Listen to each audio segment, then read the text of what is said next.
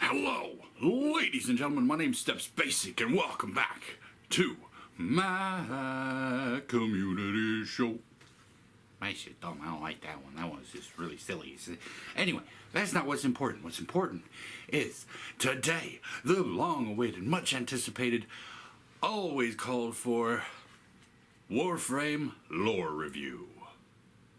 Yes. First of all, I want to start off with a little disclaimer. Spoiler alert!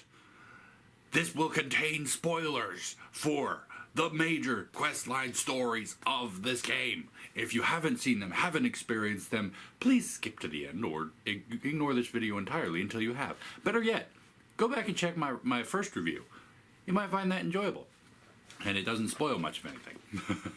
But anyway, also, another bit of a disclaimer. I did a bunch of research for this on account of the fact that I didn't want to get anything wrong. But that doesn't mean I won't.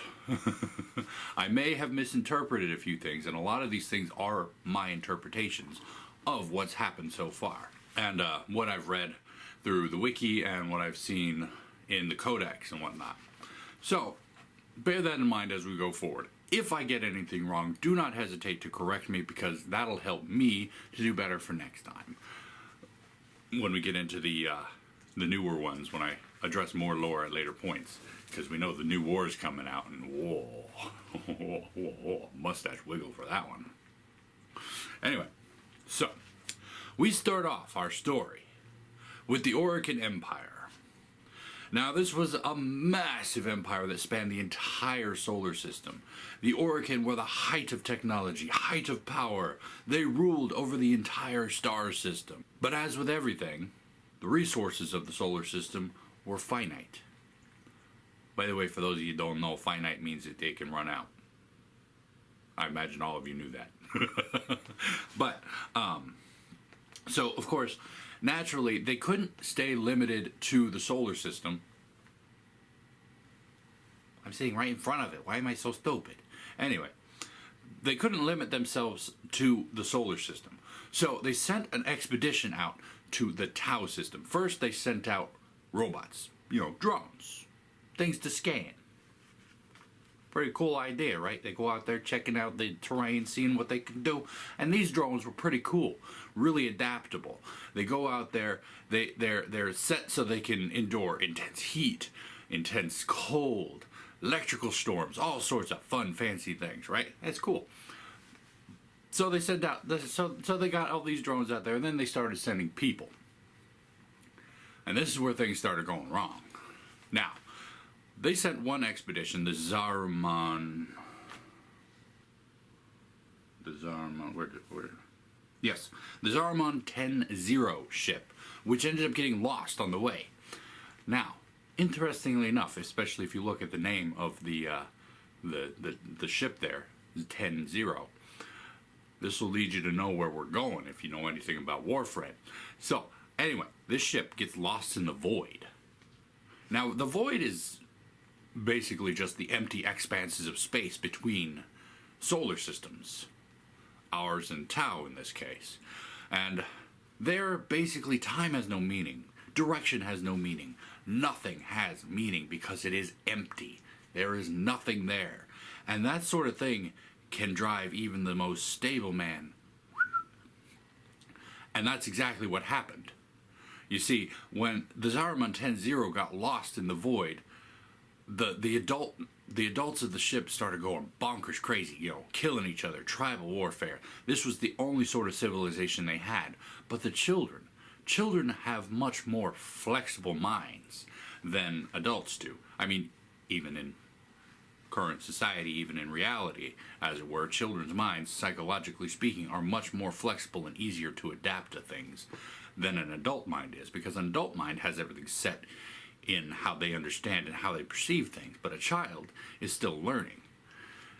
And this gave us a society of children that survived, didn't go crazy bonkers and start killing each other. In fact, they had fun, they enjoyed themselves, and they absorbed the void into them.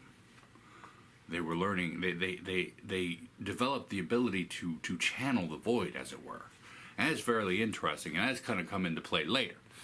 So the Zariman disappears into the void.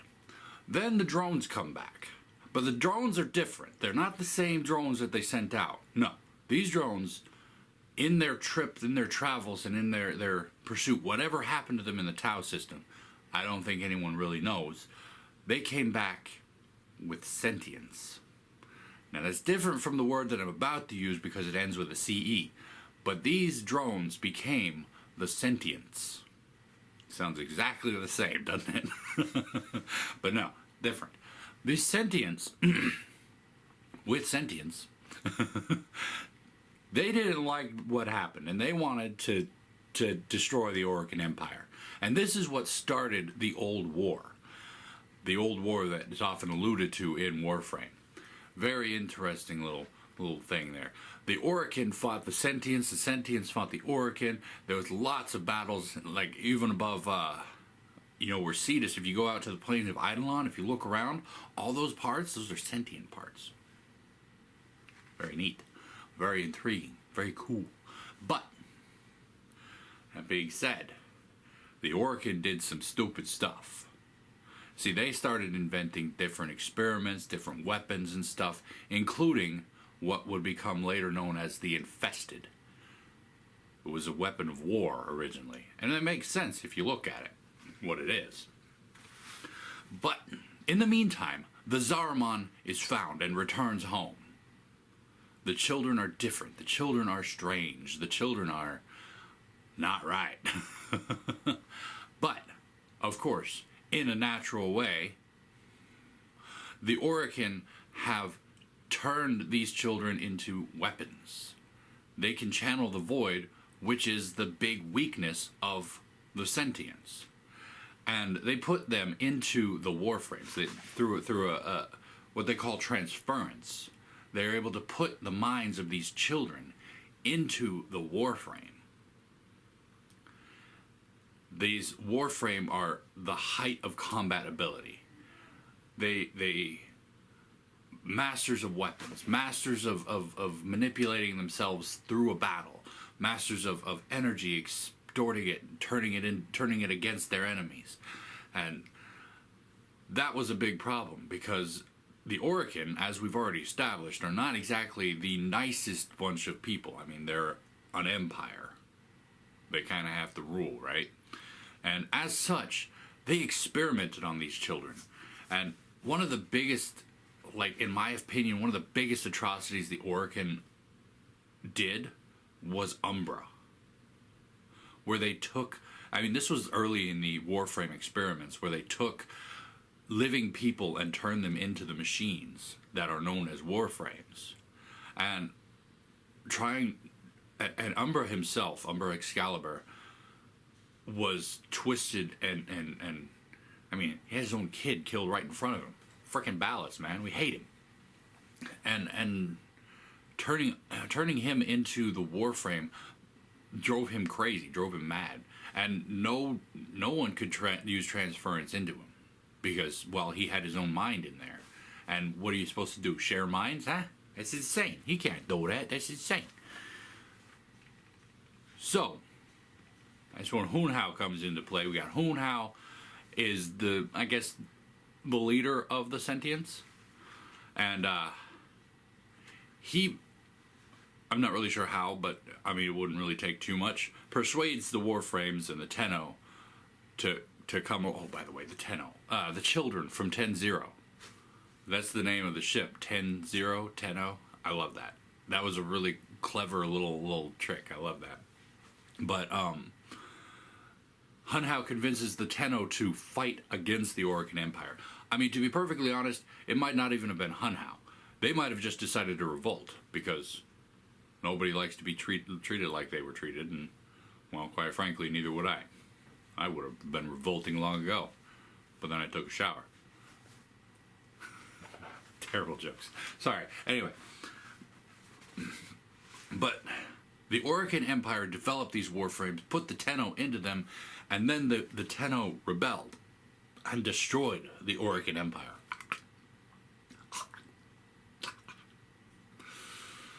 And that was essentially the end of the old war.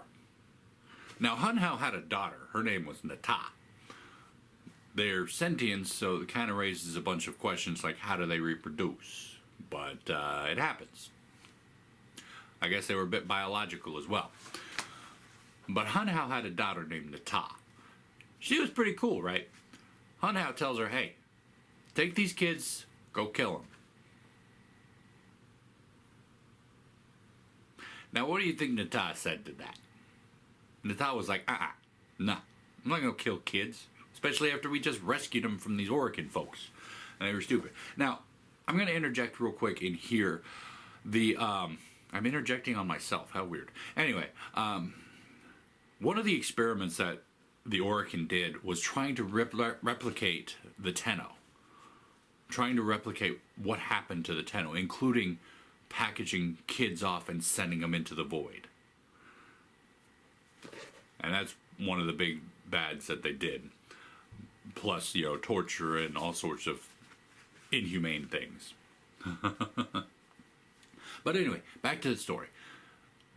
Nata didn't want to kill these kids. But she knew that if she crossed into the void, that she wouldn't be able to have kids of her own. So she sacrificed this ability of hers, the ability to reproduce, in order to save these children, because she took the kids and put them the one place Hun Hao couldn't get them, which was the void. Because, like I said earlier, the void is toxic to the sentients. The one thing they can't adapt to is void damage. And so she took them, put them in a safe place on the moon of all places, and put that in the void. Pretty cool. And in this act, she essentially she became the mother to all Tenno. The Tenno who didn't have any parents or family or anything. She became their mother. Now, that is the ultimate end of the war. That is the ultimate end of the war. But from the fall of the Orokin Empire, it left a power vacuum. And that power vacuum, well, anyone who understands military, knows that can destroy most civilizations. Is a powerful enough power vacuum. And if we have the Orokin, who literally do everything for everybody in the entire solar system, well, human society has essentially collapsed. That being said, there were two big factions that rose up to fill this void, and that was the Corpus and the Grineer.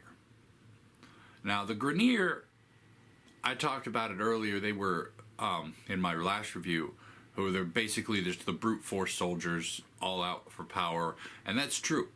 However, what I didn't address was where they come from. See, these are old soldiers, like old war level soldiers, but they've been cloned over and over and over and over and over again. So while they are essentially Orokin, they are so far corrupted that they are not even recognizable from what they were. Like if you look at Vor, for instance, his body is so heavily augmented that it looks like the only part of him that's still human is the face, and even that's corrupted. And their speech is corrupted. You can't really, I mean, you can if you listen to it, but if you look at like some of the weapons that are Grineer in origin, like the Akenbrunt, it's the axe and the shield. And that's really all it is, but they call it the Akenbrunt because, that's how they talk. They don't talk normal English anymore because it's so far corrupted. Now, that being said, some of them, in particularly the queens, are less, corrupted. And in my interpretation, the queen is still somewhat Orokin in nature. The big queen. I don't know about the little queen. The little queen might actually just be a clone of her. But from what I've interpreted, that is correct. I might be wrong. Okay, then we go on to the Corpus. The Corpus aren't so much an empire as they are like a loose configuration or a loose conglomeration of businesses. Because that's who they are. The Corpus are greedy. They want money. They will do anything. They will sell their own sister for a pile of credits because they're dumb like that. And as such, they basically run a lot of the money in the system. Think of it like the mafia. You know, who controls the money controls the system, and that's what they look for. That's what they try. The corpus try to lead with power and domination. The corpus try to lead with money. But anyway, there's the third faction that I addressed before, which was the Infested. I talked about them briefly. They were a development by the Orokin to fight the Sentients, and essentially it's an organism in a way that can infested, a host, biological, robotic, even ships. It can take control of it. It can absorb into them and take control of its mind, and that's essentially what the infested are. Is a big hive mind. They're not looking to rule. They're looking to spread. They don't care about politics. They don't care about anything. They just care about spreading. They're a disease in that essence. Because they're not looking to control. They're looking to destroy, to pass on. And that's it. Now, of course, the fourth faction is the Orokin themselves, sort of. Because the Orokin are all dead. The Orokin are dead. The Empire has fallen, the Orokin are dead, but their machines, their towers, can still control. And that's what happens when you go into an Orokin tower. All those bad guys you're fighting are Grineer or Corpus who decided to try to get something out of the place. So they invaded it and tried to collect stuff. But if the tower was still active, that would take control of their minds. Pretty neat. So that brings us to now, with a giant expanse of time in between, while the Corpus and the Grineer grow in power. You, the Tenno, the Warframe, you wake up to Vor. He's a Grineer, and he's trying to capture you. You are his prize. He wants to capture you and win the favor of the queens, and that's sort of what his thing's about. However, he fails. Now, you're an old War Tenno. You're like from back in the day. But you don't remember nothing that's happened so far. And in that aspect, I love the way that D has done the story around it, because you wake up with no idea what's going on. You just have this Lotus talking in your head. And she's like, I can't lose another one. And then she overcharges your systems and then blap.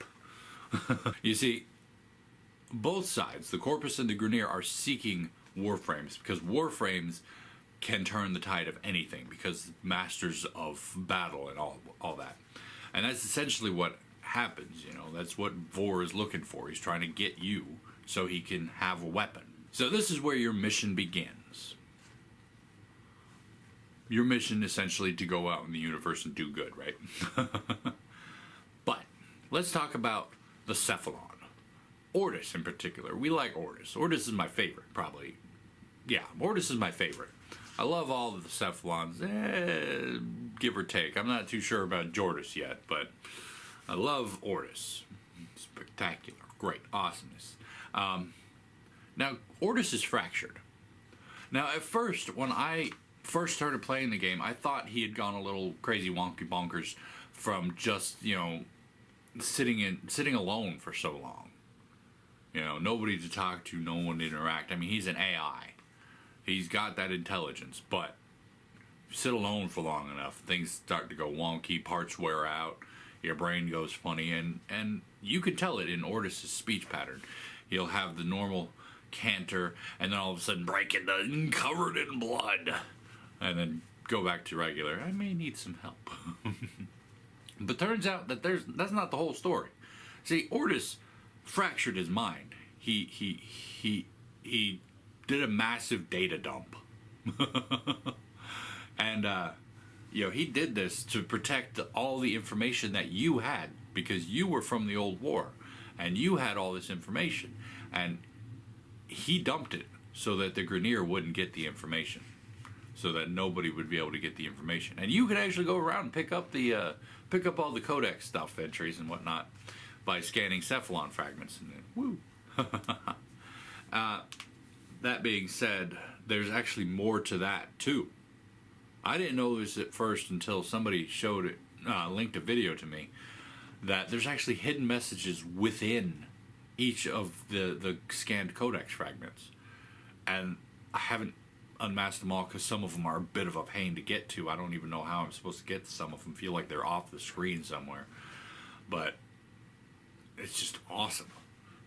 That now, DE really put a lot of work into this game, and that mad respect, mad love for them. Now, of course, we have Cephalon Samaras, we have Cephalon Suda, and we have Cephalon Jordis.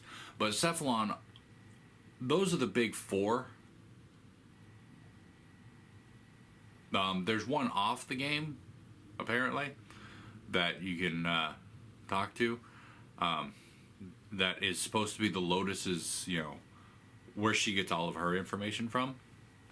I don't remember what that one's called, but I found it in my research. So let's talk about Cetus. Cetus and Unum.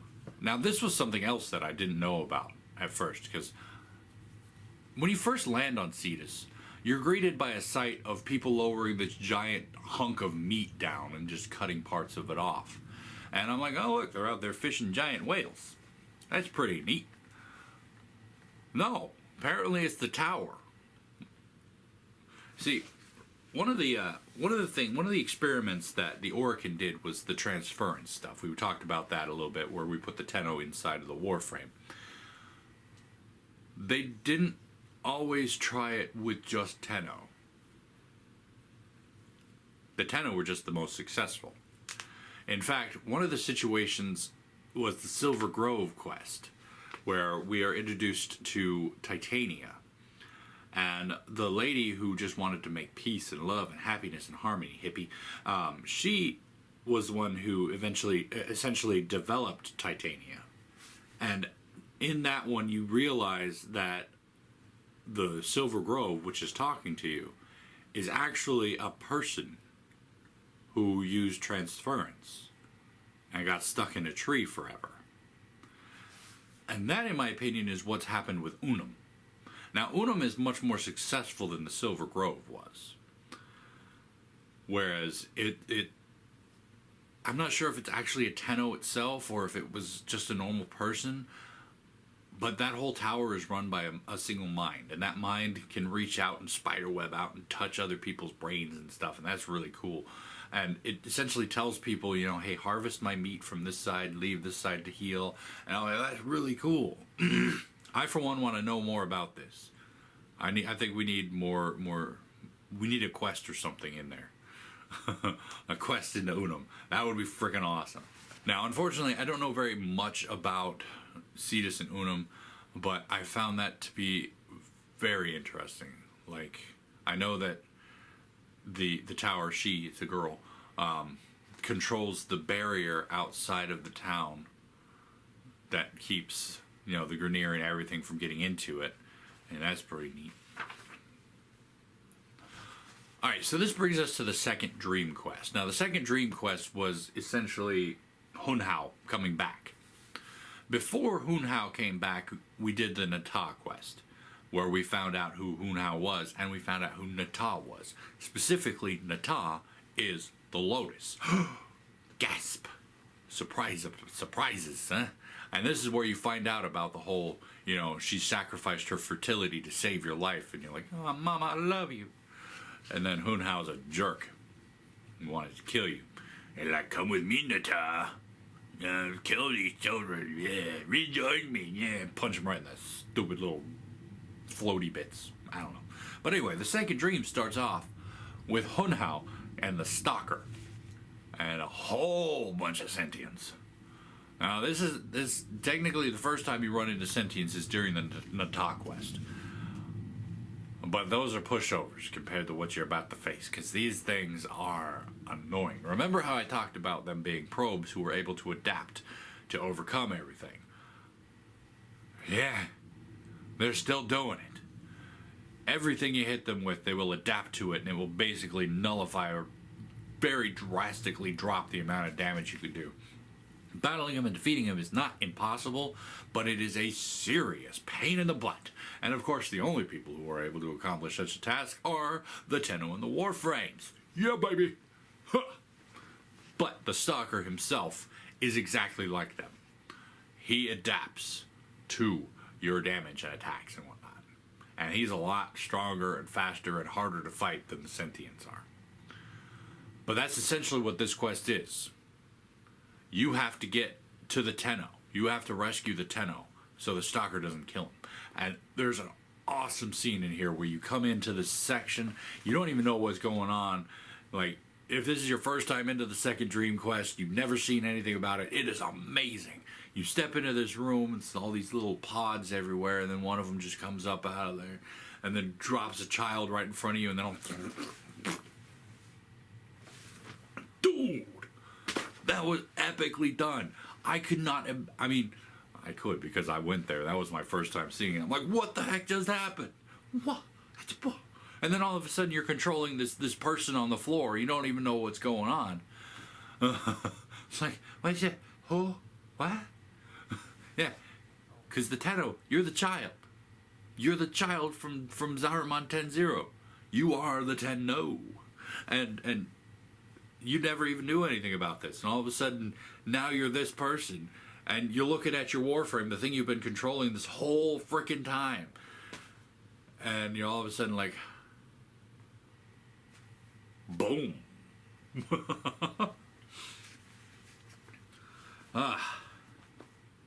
But this was an amazing quest. I don't think I could ever say I've played anything like this quest. Because the twists and the turns, the fun, the excitement, the thrill of it all, I was like, oh my god. I will destroy you, cat. And then you have to battle the Stalker while your Warframe is carrying you. And you're like...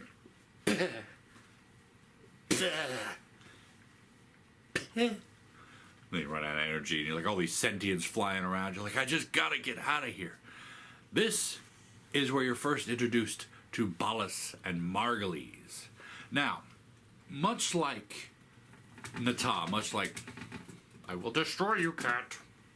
Much like Nata, much like the Lotus, Margulies was compassionate. The Orokin wanted to destroy the Tenno. They saw them as demons, devils, evil. But Margulies was like, no, we can't. They could be our salvation. They could help us. They could defeat these sentients. I don't know what happened between that and the Orokin actually turning them into Warframes. But, hi kitty, you're so cute. I love you. But, she was found guilty. She was, I don't know, outcast, murdered, sacrificed, I don't know. But it's terrible. Ballas was her bae, I guess. Her boyfriend there. And as you're trying to get away from the collapsing parts of Lua... Oh, by the way, that's where the Tenno pods were. They were on Lua, the moon. I said that already. But yeah, you're trying to escape Lua. And you start to hear these voices in your head. You know, it's like, oh, Margulies, why would you do this? Because, Ballas, we can't kill them. There could be a salvation. And then you're like, whoa, neat. But then you're all up on your ship, and then you got the frickin' stalkers there. You're like, no! Bleh. Bleh. And he's washing waves of frickin' energy at you, and you're just like, bleh. And then finally, you make it. You get destroyed and beat to a bloody pulp by the stupid stalker. And then, your Warframe comes up, is like, nah. Because your Warframe is strong, bruh. And then, for the first time ever, you get to meet face-to-face with your mama. Lotus comes in and picks you up and dumps you in your pod. Bloop. So now you have your operator.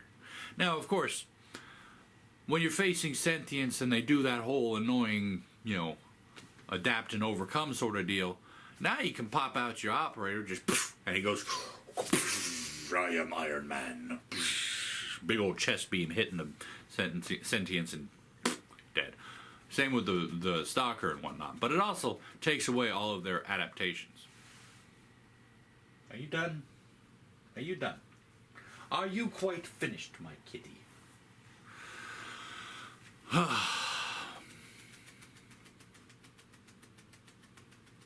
This cat is weird. But now you know who your operator is, and that's who Ordis has always been calling you, and nobody else refers to you as operator. But Ordis, and Ordis is awesome. But more and more mysteries have arisen from this. Like, where's Hunhao? You end up fighting Hunhao, more or less, in Octavia's Anthem when he tries to steal Suda's mind. Suda's Cephalon on... she's one of the factions you can join. And she's awesome, too. And, she's one of my favorites. She's not as good as Ordis, but she's still pretty awesome. And Octavia's Anthem was a fun quest. Very interesting.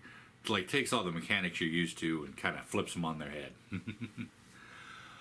But after that, we don't see much of Hunhao again. So, now, we're going to the War Within. Now, this is your first, more or less, introduction to the Queens. Now, you've heard about them before, like Vor's talked about them. And, as such, they're not a complete mystery to you. But now you're going off into, to face them, so to speak. Because you're getting kind of flashbacks to them. Thoughts of them, memories of them, coming, more or less, anyway. But... now, if you ever played the PvP stuff, the Conclave, I think it's called, if you've never done all that, then you've never met Teshin. Well, you did during the Nata quest. You met him a little bit. I actually made the joke, I hate it when Mommy and Daddy are fighting. But this one features, the War Within features... Kitty, stop it. Now, the War Within features Teshin a lot. In fact, there's a lot of his backstory and a lot of where he comes from. I forget what the warrior class is called, and I feel dumb for that. I'm sorry. But essentially, they were controlled by the Orokin. And that's what we're looking at now. Now, I wasn't sure if the queen was actually Orokin in origin herself, or if she was just drinking their blood and getting control of him. I know it was through the staff, so it could easily have been that, because that stupid staff has all the blood and whatnot. That's essentially what the thing of this was she is stealing the life from the Tenno to keep herself young and vibrant and beautiful and alive and whatnot. And she tries to do this to you. Teshin's telling you to stay away, and you're like, no, I'm not going to do that because I'm a kid. I'm impetuous. I do impetuous things. And, so it blows up in your face, and you have to sacrifice your Warframe, sort of. You have to jump out of him. That leads to a fun little moment on a mountain where you get to learn how to channel the void and walk around as your operator. It's pretty awesome. You get to learn who you are, where you're coming from, and whatnot. And Teshin is your guide basically the entire way. Eventually, you end up returning to reclaim your Warframe, because you're like, I ain't going to leave him. And now, when you use the transference button, I don't know what it is for a computer yet, for PlayStation it's the giant center button, you push that, now you jump out of your Warframe and you can walk around and zap things. Pew pew, pew pew. Or whoosh. I'm invisible now. Whoosh. I'm even more invisible now. Whoosh. Anyway, but yeah, you can do all that fun stuff now. And you have to, because you have to drop the defenses of the big fat guards in order to get to the queen. In order to kill them and get to the queen.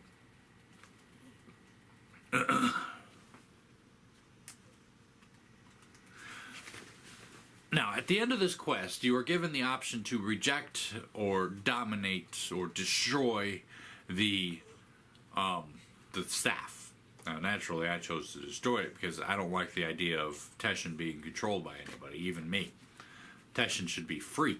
Now, at the end of this, you're treated to an interesting little cutscene, so to speak, where this is the first introduction to your father.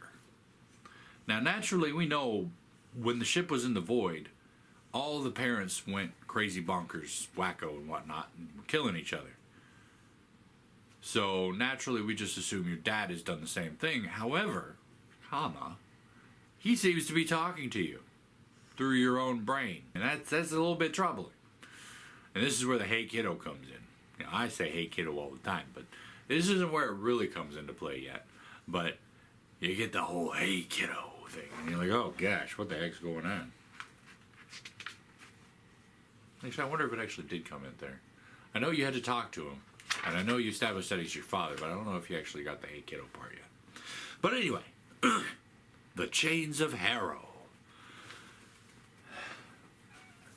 Now, I was a little confused about this part because I wasn't sure if Rel was one of the original Tenno or if he was one of the forced subjects who they sent them out afterwards. Because some of the things he said kind of hinted that the Orokin knew what was going to happen when they were sending him away. But at the same time, stop it. It seems more like he was, I don't know, he might have been one of the original ones. So I was a little torn on that one. I don't know exactly which one is which. But this story focuses on Rel. He is a Tenno, like you, but he doesn't have a Warframe, so to speak. And so his transference is putting ghosts out there. It's pretty neat. And his mind is different. Autistic would be a good way to describe it. He has autism. And one of the key things that differentiates an autistic mind, a mind with autism, versus, I struggle to use the word normal because what is normal mind, is the inability to determine social cues and whatnot. And one of those things manifests in this quest where they are, presenting you with, okay, choose the emotion you're feeling. Choose how this makes you feel, and you get to put the face card up, and that's pretty cool. Now this story was a very spooky story with a hidden Easter egg with Clem in it. I never addressed Clem. We'll talk about Clem. But anyway, you get to meet. You have to go rescue a lady who's a bit psychic, and she's talking to Rel and everything. And you get the diadem thing, and it's really neat. But the biggest part about this quest that was important, I mean, don't get me wrong, the story about Rel was very important.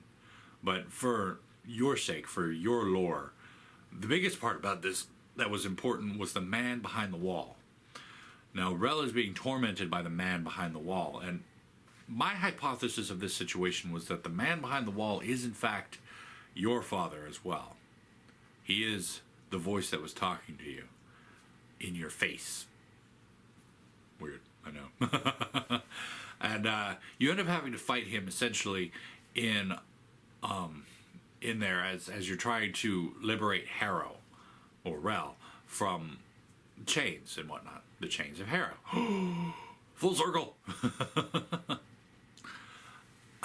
At that point, you're fighting off the Red Veil faction as well as ghosts, and that's like wicked cool.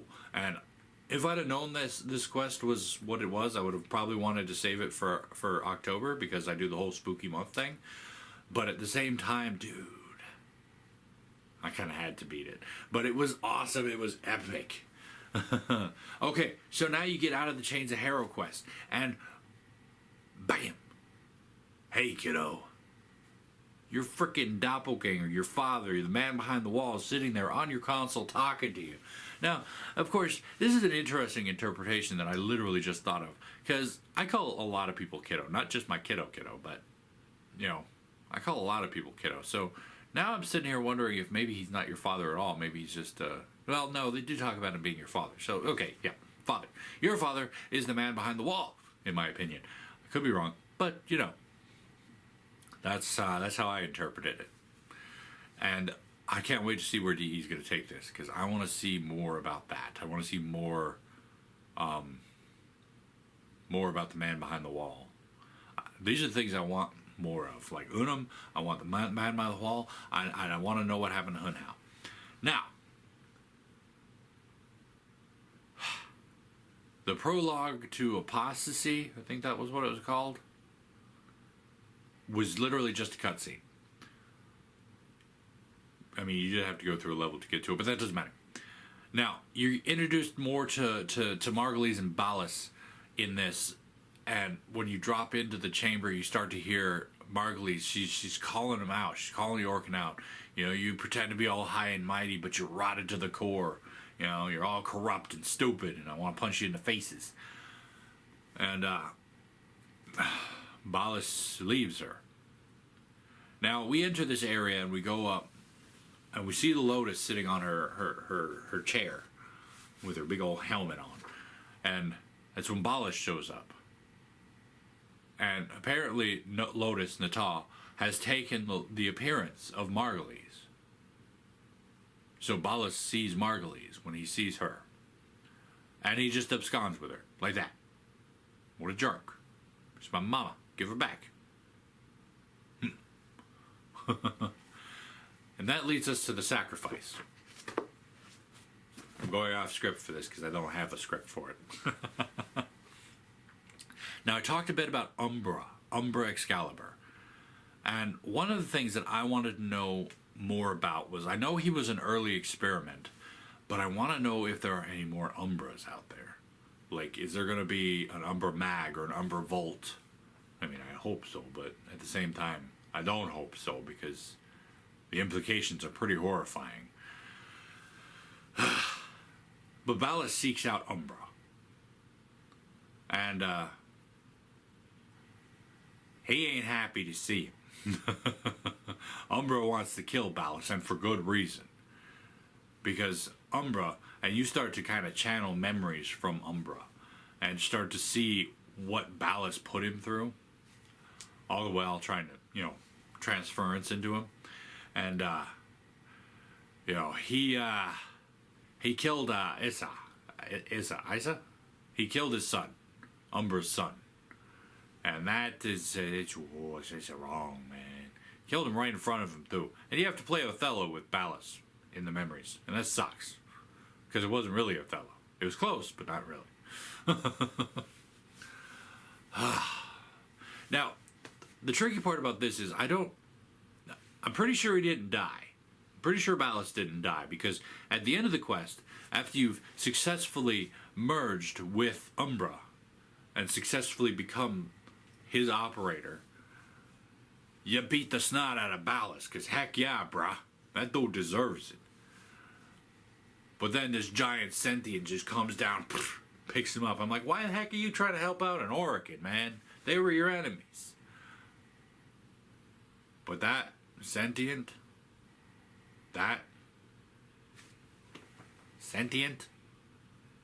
is your mama.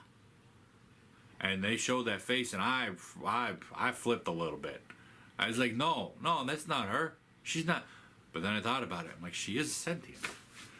I mean, we know this. We established this, that Hun Hao was her dad. And Hun Hao is some archaic cuneiform symbol. So it stands to reason that she would be too.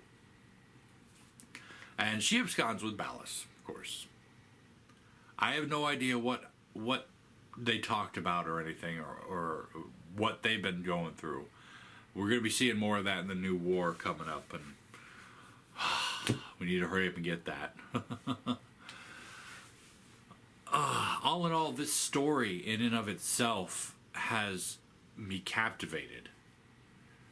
I mean, even if this game was an incredibly boring game to play, if I could just jump between story points in it, I would just want to. I mean, I was talking about it while I was playing one of my last videos, that I could write, like, stories in this universe because of how deep it is. I could write, like, completely tangential stories, completely unrelated to the Tenno and the Warframe that you know. Maybe a different Tenno, maybe a different Warframe. I now want to do that.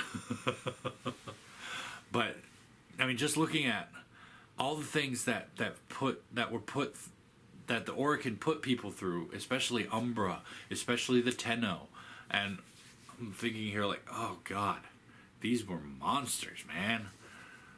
Just like Margulies said, they're rotted to the core. And it kind of makes me wonder, are the sentients even bad, really? I mean, Hun Hao did some bad stuff telling Nata to kill all of us, but she didn't. So I'm like, are these guys really bad, or were they just trying to protect themselves? Now, naturally, any organization, any empire that gets too big can eventually succumb to corruption. Sentient robots are not excluded from that. And think about where this could go, what sort of things can happen in the future. Just oof. But that brings us to one more meeting with the man behind the wall. I mean, apart from the "Hey kiddo" parts that were still just randomly shows up in your ship, says "Hey kiddo," and you're like, or throat punch. But anyway, we have one more instance where we meet up with him, and I don't remember the whole dialogue, but essentially it's like, I feel like I killed Isha, and he's like, well, good. And I'm like, I'll punch you right in the stomach. Hate your face. So now as we're looking at it, we have essentially three big bad guys that we're looking at. We have the Queen. There's still another Queen left, because at the end of the War Within, the big Queen died, but the little Queen was still alive. We still have Hunhao and Ballas, because it looks very much like they're working together. If not, then we have four bad guys. We have the man behind the wall. And as much as I hate to say it, you gotta worry about Nata now. Now, I don't think she's going to do anything outright evil to us, but I do feel like there's going to be an instance where we're going to have to get her to reclaim her mind. And I'm very interested to see where this story's going, and I love this game so much. The action, the adventure, the fun, the deep stories, the lore, everything. The hidden gems, the little Easter eggs, the marvel of this game. It's just, oh. But anyway, I don't think I can talk anymore. My voice is starting to go out on me. But anyway, hopefully you guys enjoyed this video. If you did, please go and poke that like button for me. If you'd like to, of course, you can comment down below, and I will get back to you as soon as I can, when I can, if I can. You know all that jazz. And tune in next time for another review at another time. And until then, good night.